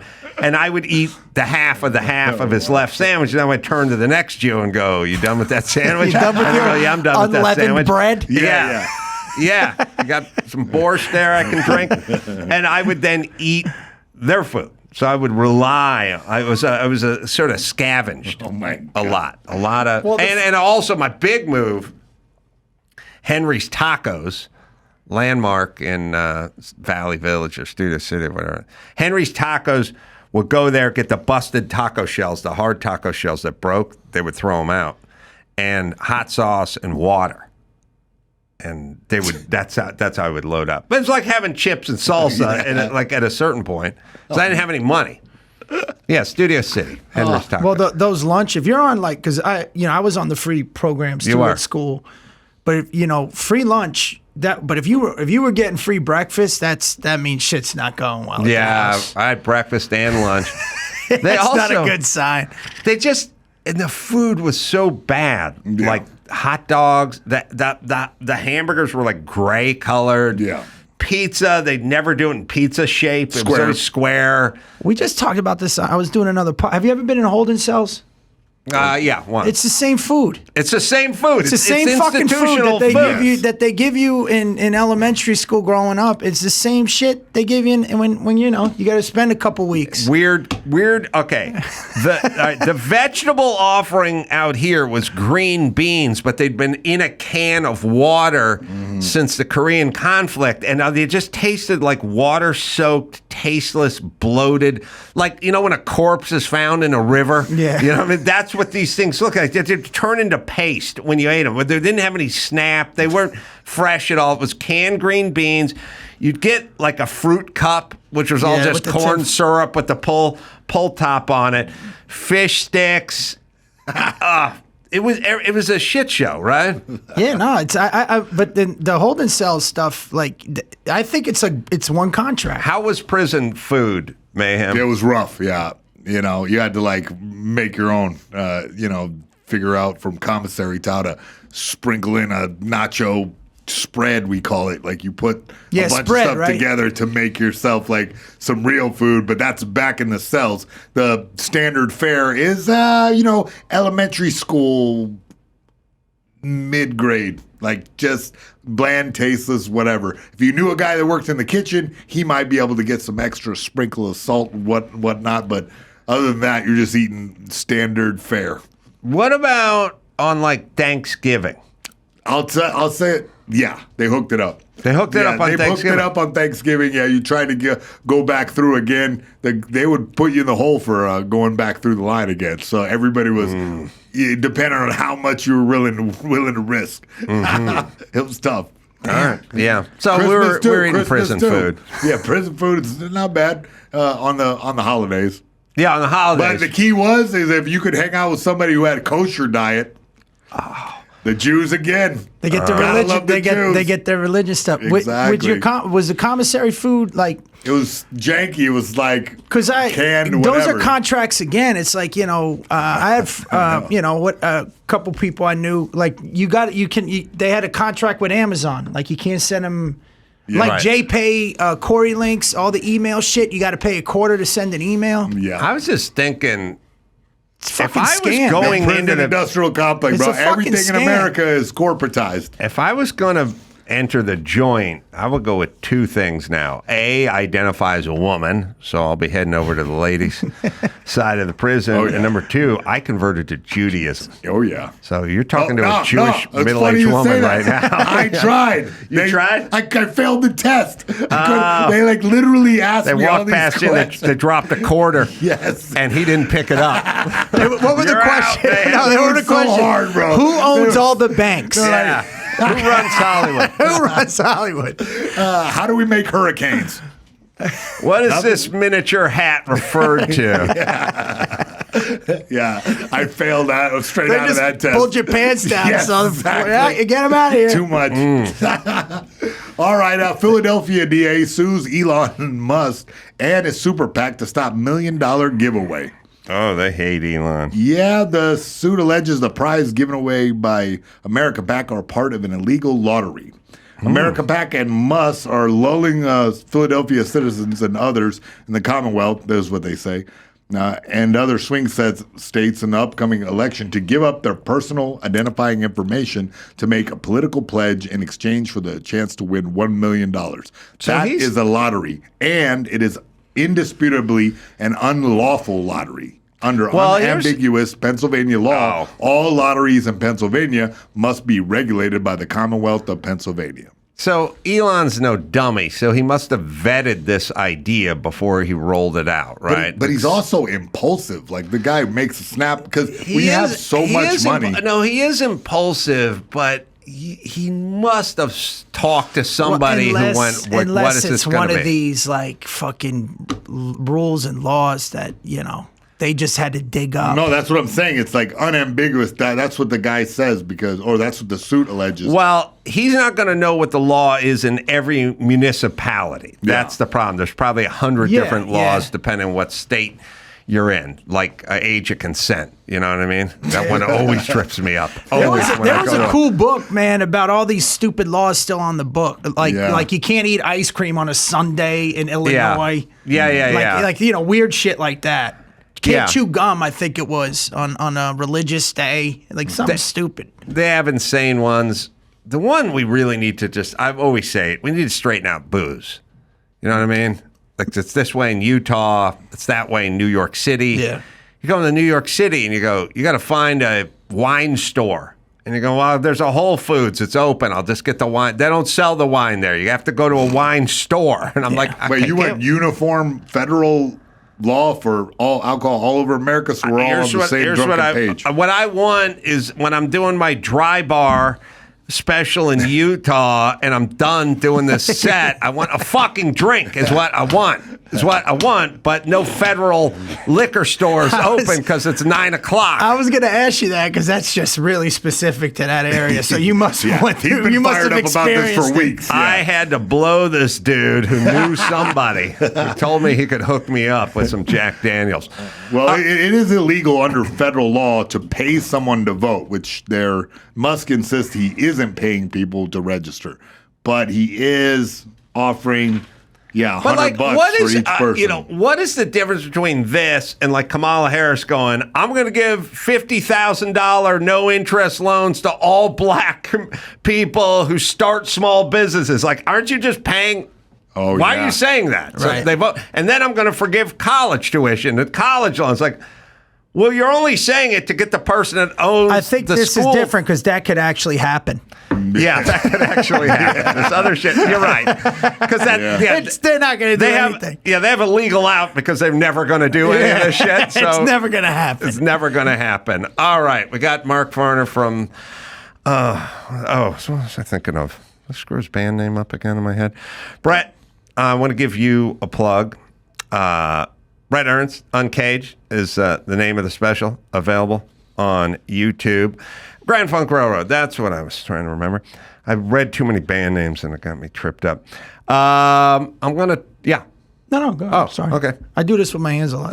Okay, we're going to take he gave me you ordering? You go first.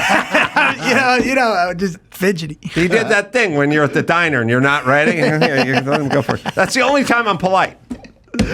When I don't know what I'm going to order. Every other time, just get the fuck out of the way. I'm here. The only time I point at someone, like the only time I'm chivalrous, like, my dear, you go first. I don't open doors. I don't do anything. But when I can't think what to order, I will go. I'll point at the lady. Go ahead. All right, we'll take a break. We'll be right back after this. Election Day is coming up. November 5th, if memory serves, and that's where sendthevote.org comes in. 30% of registered voters do not turn out to vote, and only 23% of people under 30 voted in the last election. Come on, America. Come on, youngsters. We got to do better than that. Sendthevote.org/Adam makes registering to vote very easy. It's nonpartisan. They don't care who you're voting for. They just want to ensure that you vote because you're an American. It's your civic duty. Head over to sendthevote.org/Adam and they'll help you sign up, register, and they'll check and make sure you're all set to go. You can also text Adam to 33022. That's 33022 to learn more. That's ADAM to 33022. Don't be another no-show statistic. Let's get it done this year at sendthevote.org/Adam. Mark Farner is joining us. Grand Funk Railroad's band, also new solo album out, Closer to My Home. It's available November 8th. Good to see you, Mark. Good to be with you, Adam. How you doing? Good. I've always enjoyed Grand Funk Railroad, and I've always complained, at least recently, that you guys aren't in the Rock and Roll Hall of Fame. I'd have no idea why you wouldn't be. Do you know why Grand Funk Railroad, American band, just for American band, that's enough. But you got Locomotion and Closer to Home and Some Kind of Wonderful, Bad Time, one of my favorites. Thank you. Why, in your opinion, is Grand Funk Railroad not in the Rock and Roll Hall of Fame? Because we don't have that brown ring around our lips, Brother Adam. Ah, yes. You're not kissing their ass. Amen. And how does that work? How do you have to suck up to them? I don't. For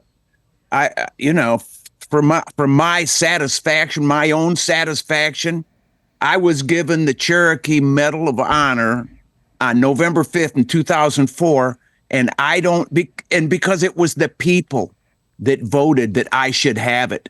Mm-hmm. The people don't have a damn thing to say about the Rock Hall, Adam. It is so political and it's so out of whack. I mean, how many years does it take for these bands? Finally, Farner gets in there. They should have been in there 20 years ago. Yeah, I was looking down the list and talking about it earlier, but Blood, Sweat, and Tears not in there. Three Dog Night, Thin Lizzy, the Guess Who, one of my favorites from back. Yeah, brother. Yeah, the Guess Who's awesome band. But yes. Also, one of my favorite bands is not a household name, but they're called the Jayhawks. Oh yeah. And the Jayhawks are a great band. And the Jayhawks covered Bad Time. Yeah. As you know, I'm guessing. Yeah. They did a great job on it, Adam. Yeah. I don't know if we have a little Jayhawks bad time. But yeah, you want Jayhawks covering your music because they're so good. I love the song and I love the Jayhawk. So now it's a peanut butter cup for me. That's great, dude. Yeah. I can relate to the peanut butter cup. How did that work? Did you know who the Jayhawks were before that? No, I had never heard of them, but then somebody says, hey man, you got to listen to this group called the Jayhawks covered Bad Time. And I got a BMI award in 1975 for Bad Time being the song that was played more than any other song that year. Really? Yes. But it didn't go to number one, Adam, but it got played more than the one that did. Interesting. And then I heard their version and I thought, damn, this is good. And they represented it really fine. I thought, it rocked. You ever hear a cover or a version of one of your songs where you go, oh, I should have done that or added more of this or done, it's easier for them because you already did the song. Now they can just go ahead and gussy it up. Yeah. Well, no, I haven't had that experience, but I've had the experience of going, holy shit, man, what is that? That is far out. I like the lead that, the dude like, what the hell's that guy's name that did Sin's a Good Man's Brother, King, the young guitar player, man, just killed the shit out of that song, man, really rocked it hard. And I love it. I mean, when anybody, a rock school down in Virginia did it, and these young kids did my song from 1972, I think it was. It's a rock and roll soul.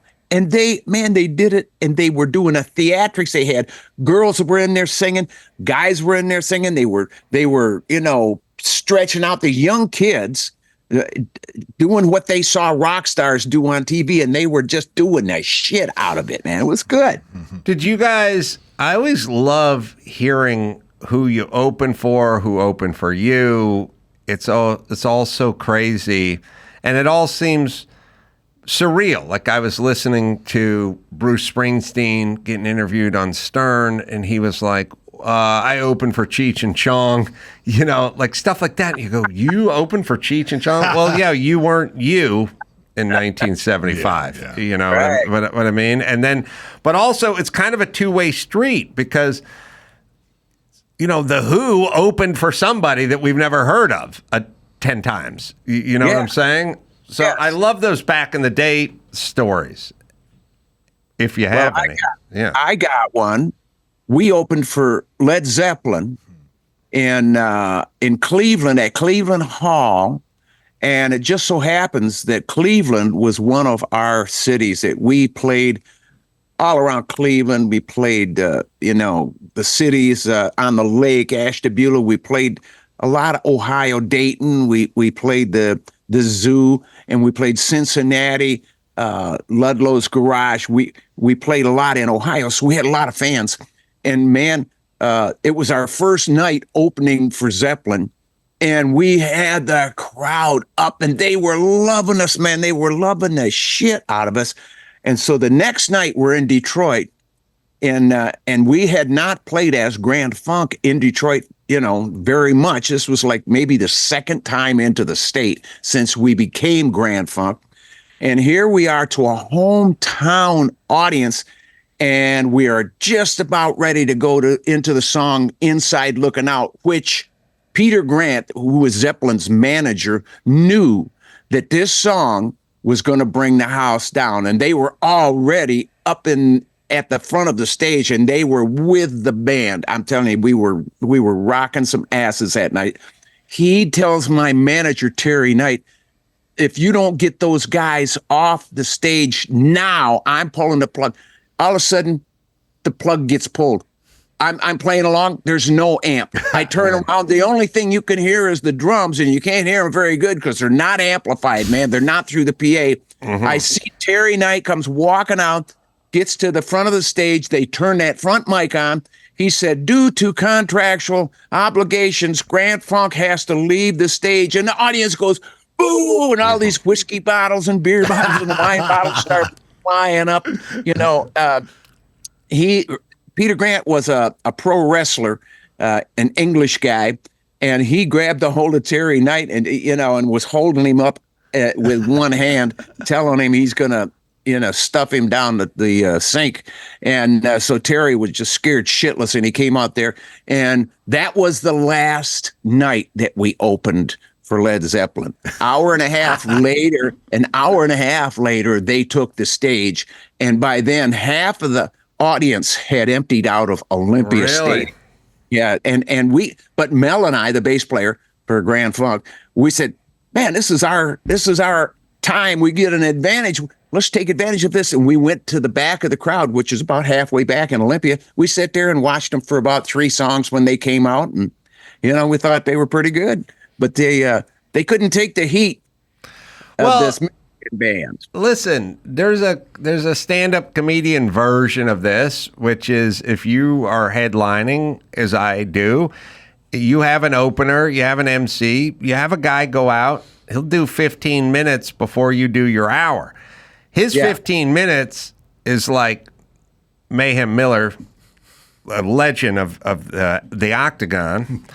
It's like if you said you fight in a round, but it's a 1-round fight. Yeah. You can give it all you got for 1 round, but if you're going 5 rounds, you have to pace yourself. Yeah. You know what I mean? Like, so I'm doing an hour and 10 minutes. So I'm kind of pacing myself. But if you wanted to take all the best jokes and distill them down to 15. So sometimes you run the risk of a guy going out in front of you and crushing it, and then you're going to go out there and he's going to end on his best stuff. His last 2 minutes are going to be his best jokes, but your best stuff is at the end of your act. Yeah. So you're going to warm it up, but that guy's out there crushing, and you have to go, look, those are the rules. I'm not going to tell anybody what to say or what not to say or what material to do or what not to. And if I can't be better than him, then that's on me. That's the way I looked at it. That's a great prospect right there. But nobody wants to see the opening act crushing before they go out there and do it. Yeah, man. Well, so much for the British invasion, eh? But the thing I noticed throughout the years was all the British bands, all the Australian bands, all the bands that came to the U.S., they sang in American English. And when I went to England, we played 65,000 people in Hyde Park. Humble Pie opened the show. I did not sing in the King's English. I sang in my own country's English. And so that's what I say for the British invasion deal, because Janis Joplin and myself both thought the same. And we said the British invasion happened in 1913, 2 days before Christmas. It's called a Federal Reserve Act. There's your British invasion. Did you? So you were done with Zeppelin, but that was I don't know. It'd be like being walked out of a casino because you were counting cards and winning too much. Even though you're getting walked out of the casino, it's still a good feather to have in your cap, right? You rock too hard, and Zeppelin told you to hit it. Were there other bands that opened for you once Grand Funk became Grand Funk, or anybody else? I mean, you've seen everyone. You've worked with everyone. Yeah, I remember Boston Gardens. We were doing a show with Santana, and Santana opened, and dudes, they had that crowd rocking, man. It was tough to take that stage after those guys brought them up like that. It's like, oh my God. And it does. It puts a little psychological kick on you, like what you were saying, Adam, about the guy giving, busting it all out there and giving them all the best shit in 15 minutes, Well, they had the whole percussion section and everything. I mean, that was a wall of sound, Santana. Yeah. And then in New York City at the Fillmore, we had who's that guy that played the flute, man? Jethro Tull. Ian Anderson. Jethro Tull. He opened, and the same thing was like, oh my God, now we got to go out there. Well, it's straight. Great acts. He was. I love Jethro Tull. I don't know if they're not in the Rock and Roll Hall of Fame. I don't think so. They should be in the Rock and Roll Hall of Fame because the guy played the flute and sung, which is not easy to do. You could hear him grunting, when he was working. But I mean, thick. You got thick as a brick. No. You know what I love? Sailing Away. Oh, yeah. On the thin ice of a new day. It's so good. Not in the Rock and Roll Hall of Fame, but Joan Jett in the Rock and Roll Hall of Fame, but not Jethro Tull. See, that's all political. But we know Ted Nugent's not in because he's a bow hunter and he votes for Trump. But is it that kind of, what do they know about you guys? All right, we'll play a little of it just so you know how interesting this band is. I think he drinks tea at the beginning of the song here. Oh, there's a preamble. So they wouldn't play this on the radio then, would they? He's mixing it all up. He's shaking it. All right, but I got to hear Abracadabra by Steve Miller 200,000 times for every one time the song got played. Unless he's doing 2 billion times. Or Glory Days by Bruce Springsteen or Maneater 500 million times for every one time this Jethro Tull song got played on the radio. What the fuck? Over. Oh, God. I wanted to ask you, if you could give us an example of one of your favorite songs to perform and, your songwriting process. I'm very interested in the creative process and these kind of things, these iconic songs that you made. Well, one of the favorites mine is I played it on B3 organ. I had taken delivery of this organ that I bought in Flint, Michigan. The guys came out from the music store. They carried this heavy bastard down my basement steps. I mean, you 4 guys. It's heavy and it's big and cumbersome. So they get it all set up, they plug it in, and they leave.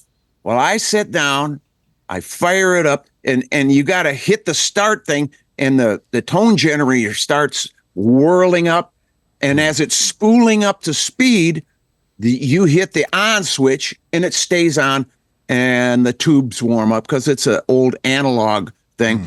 Well, when it warmed up, I had the foot pedals with this B3, and my foot slipped off the stool that I was sitting on, and it hit that low C. Boom. And it was like, holy shit, this thing's got some power, man. So I start rocking my left hand, and just bouncing my foot off that low C. And I just reached up and I start playing these chords, man. It's like, come on, everybody. It's like, here it goes. There's certain jokes I'm bored of or I don't really like that much. But there are other jokes I like more and I want to tell. But it's got to be that way with songs. Like, you got to go, I can't wait till we get to this one. I will get through this one, but I'm getting to this one. Yeah. What songs are you sick of? That's what I think he's asking. No, I just mean that are not all your favorite. But Grand Funk Railroad was a great music for a live. It was great music for live audiences to rock out. Right on. Thank you. Yeah, and that song in particular, right there, Foot Stomping. We played it at the top of the set. It helps just get the audience revved up, and then you hit them with American Band or something, that they've been hearing on the radio, and man, it's like you got them there, and then the dynamic of you can't keep them there because you'll die by song 6, right? So you got to have the dynamic, and it's got to be a curve. But it's woven with all of these hit songs, whether they're, a ballad or, whether it's a medium tempo, Bad Time to Be in Love versus foot stomping music. There are the songs that while you're playing them, you're doing them, but it's like what you were saying, Adam, about you're not like, this is not the one that's going to knock them out, but this is one that's setting them up for the knockout. Right. Did you go out back in the day, either open for bands or have bands open for you, where you were like, oh, these guys got it, and it didn't really come to fruition?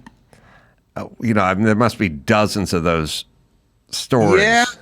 Yeah, there was a couple of bands that we thought, wow, man, these guys, they're really going to do something. And they opened for us a few shows. We never heard from them again. I don't know whether it was bad management or bad deal. There's so much bullshit going on back then. As far, Grand Funk started, the drummer and myself were 20 and the bass player was 19. We had our first million-selling album when we were 20 years old. I started playing guitar when I was 15. I got a million-selling album when I'm 20. Wow. It was happening so fast, guys. And so that was to our detriment. We knew nothing, absolutely nothing about the music business. My mother had to sign the contract because in the state of Michigan, you had to be 21 to be legal. So my mother signed a contract she didn't know jack shit about, and I didn't know jack shit about it. And my first manager took my publishing, said I needed to publish it through his company, which was had a worldwide affiliation. It all sounded great to a 20-year-old kid that didn't know jack shit. Right. But the 20-year-old kids that don't know jack shit get taken advantage of pretty routinely. Did you come from humble upbringing? Yeah, absolutely, man. My father was a World War II veteran, tank driver in the 7th Armored Division, World War II. My mother was the first woman in the United States to weld on Sherman tanks at Fisher Body in Flint, Michigan. She was Rosie the Riveter. Yeah, man. There was a picture of her in the Flint Journal, man. She had her striker in the right hand. She had her helmet on, tipped back. She had her fist clenched like this. And it was like, yeah, humble beginnings. My dad was a fireman when he got out of the Army. He returned home with 4 Bronze Stars. He was in 4 major battles and lived through it when a lot of tank drivers didn't get to see that second battle. We were outgunned when it came to the tanks. The Sherman tank was nothing compared to the Panzer that was the German, much heavier, better armament, better looking, I would argue as well.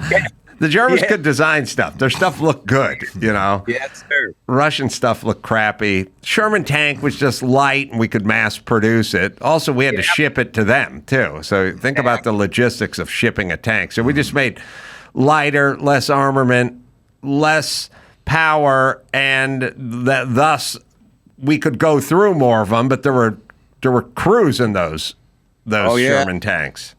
Yeah, absolutely. 5-man crew. Yeah, I couldn't imagine anything other than Merchant Marine. Merchant Marine would scare the shit out of me during World War II. There more Merchant Marines died than Marines or anybody else. But being in that tank, only second to Merchant Marine in terms of would drive me insane. Let me ask you this. What inspired your rock and roll journey? Like way back then, talking, 15 years old, picking up the axe and getting to work. Like what got you started?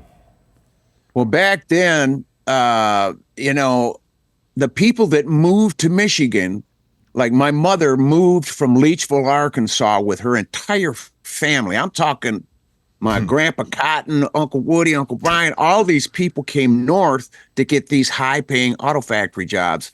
And every Sunday, there would be a jam session, and they'd play fiddle and banjo and guitar. My dad blew saxophone. All these women would sing it was like family singing was like angel singing. And I'm, in the farmhouse dining room looking up at all these great big people. I remember I was like 4 years old.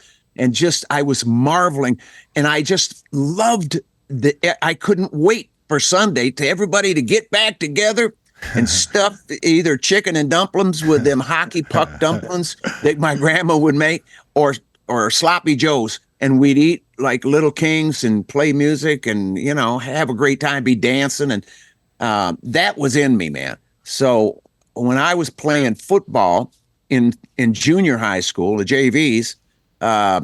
We were undefeated team, and we scrimmaged the varsity team, and they wanted to stop a mud hole in our ass and wait it dry, and they did. They outsized us, and anyways, I had water on the knee, and I fractured a finger, and And doctor tells my mother he's not going to be playing ball in the fall, and he's not going to be able to run track. You know, he's sustained these injuries, and it's like, man, my ship was sinking. I'm going, oh, I'm not going to, whoa, you said a bad thing, not going to be able to play. Wow.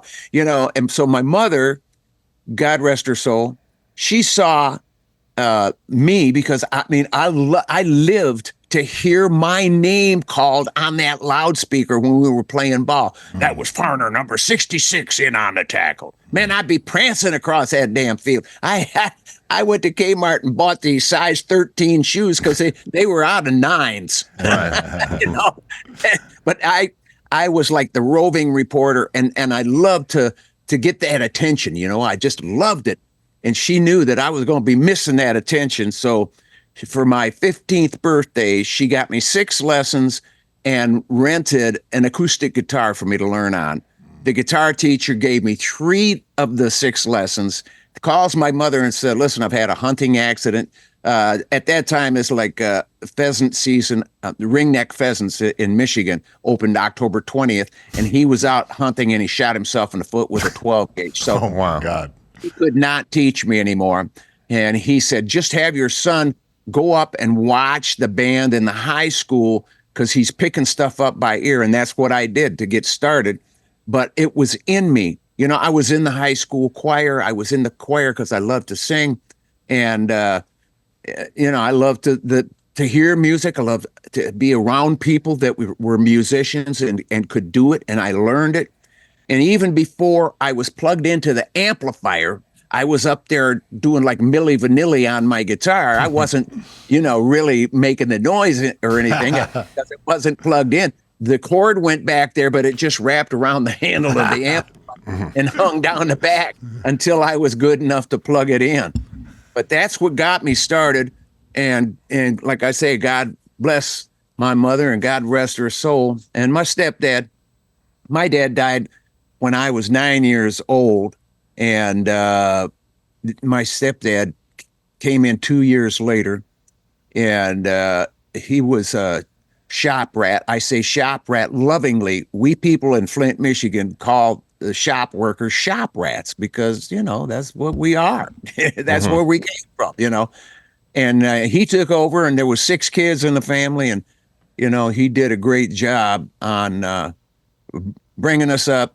And when I got to the age where I could go out and play music, and I was playing with Dick Wagner, who was a guitar player for Alice Cooper, Ursa Majors, and I started playing with people that were noted and they were known for songwriting, and they were in bigger bands that were traveling out of state. You know, it didn't take too long. I was 18 when I wrote my first song because Dick Wagner told me I could. And it's on my first album, Grand Funk album, On Time. The song is Heartbreaker, and people love to hear that song, man. So that's how I got into it, you guys, and I'm still into it for the same reasons. I love it. I love it. I love it. And I still love to hear my name called over the speaker. Hell yeah.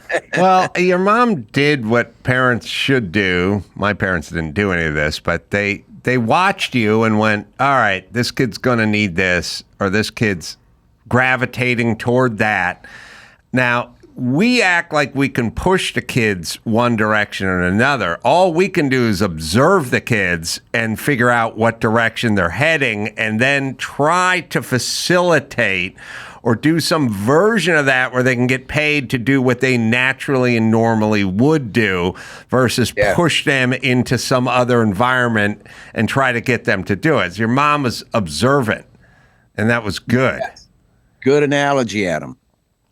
Yeah, because you really, I mean, I have kids. You can't tell them to do this or force them to do that, but you can kind of watch them and go, here's what they do. You know, I had a sense of humor, but I was just told to shut up and sit down the whole time. So no one really observed. I didn't get that observation thing. You know, I needed my comedic version of a guitar when I was 15. And honestly, I didn't get started. I didn't make a nickel till I was 31 in comedy, even though I loved it since I was 9. because I didn't know you could do it. But it sounds like through the stories I've heard that you were always like kind of grab assing and talking smack with your buddies, in the locker room talk. So you already had a knack for it, and that's kind of how that was your so-called guitar lesson. I was good at it. I didn't know you could get paid to do it. And I didn't know that I could get paid to do it, probably more specifically. But I needed somebody to get me that guitar. I didn't need a guitar, but I needed someone to go, all you do is fuck around. That's all you do is jokes. Well, actually, my question about how you got started, what I more meant was like, what was your like guiding light? Like, what was your dream? Like when you had it back then, because you really paved the way for rock and roll bands that came later. So, but my question more was, who inspired you? Jimi Hendrix on guitar. Oh, okay. Because he had that knack of he could make it cry. He could make that guitar sing. He could make it speak. And he had a control over it. And he was not like any other guitarist I had ever heard. I think that was the main thing about Hendrix. And he had that mystique about him. And he had, he came on stage and he looked the part, man. I don't know if that all came from him. I became friends with him later as we played some gigs and pop festivals together. We sat down, talk about fishing and talked, I got to be good friends with him.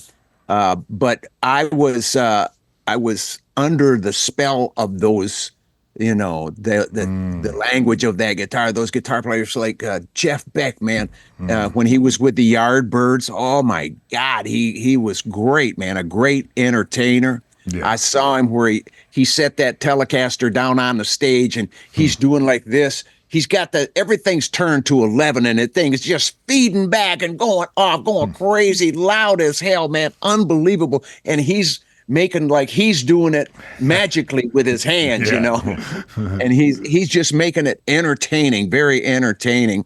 After we got done seeing, they got in their limousine and took off, and we were there side stage, on the stage, watching the Yardbirds play. I mean, it was like a dream come true. That was very, very, very influential and inspirational to watch that and experience the enthusiasm and the emotional waves that were hitting that stage, man, because they were undeniable. But those guys got in their limo and took off, and the band that I was with at the time, the Pack, we went up to their dressing room, and there was this funny smell in there. Smelled a little like skunk, perhaps? Christmas like trees. Skunk. Yeah. A little skunky. Yeah. Well, you must, oh man, I mean, women, drugs, no rules on the road, well, first off, no one could record anything. So you got to do whatever you wanted. No Ring doorbells, no phones. Yeah. You just do whatever you say and do whatever you want. Must have been some wild times, especially at the height of your guys' powers, right? Absolutely. When we did American Band, Todd Rundgren had produced the record. Oh, he did? Yeah, man.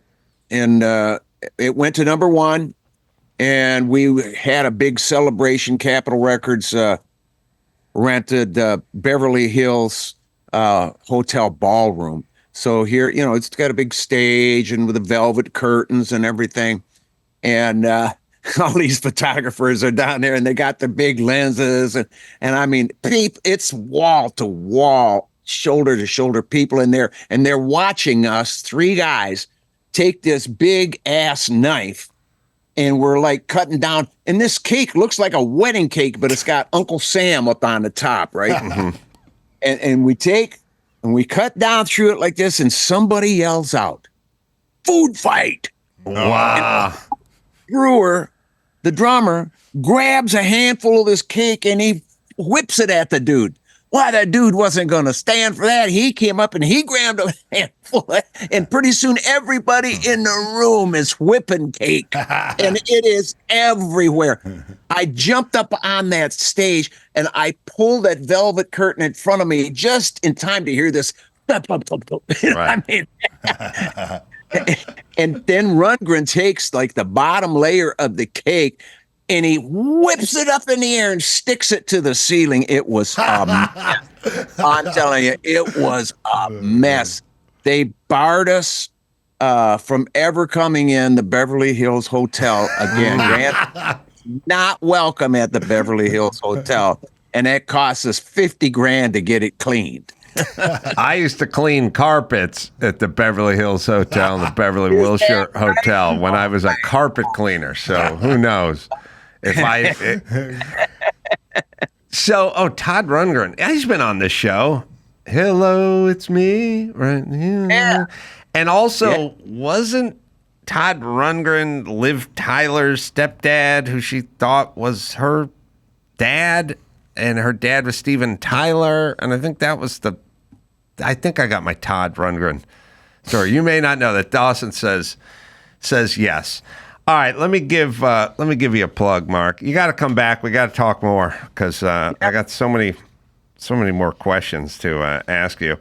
Closer to My Home is available November 8th, and Instagram. Oh, I'll give you the website. Mark Farner, FARNER.com is where you go.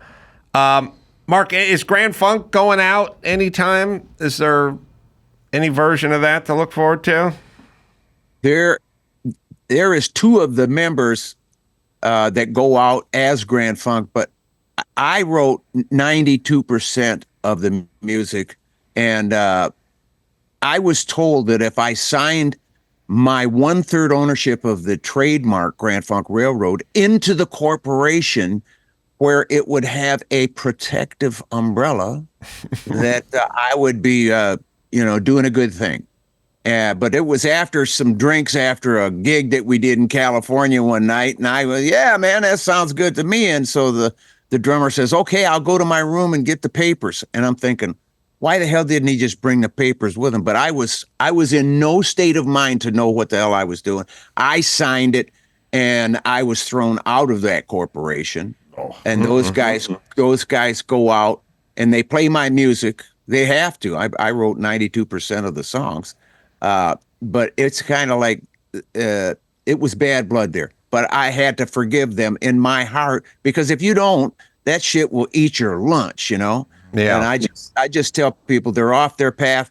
Hope and pray that we get back together someday, that they'll bury the hatchet and we'll go back out for the sake of the real fans that want to see the real band. Because there's only 3 men that were ever born that can make that noise. And we are all still sucking air. And while we should love our fans enough and respect our fans enough to go out there and give them what neither one of us can do separate from one another. Man, from your mouth to God's ears, Mark.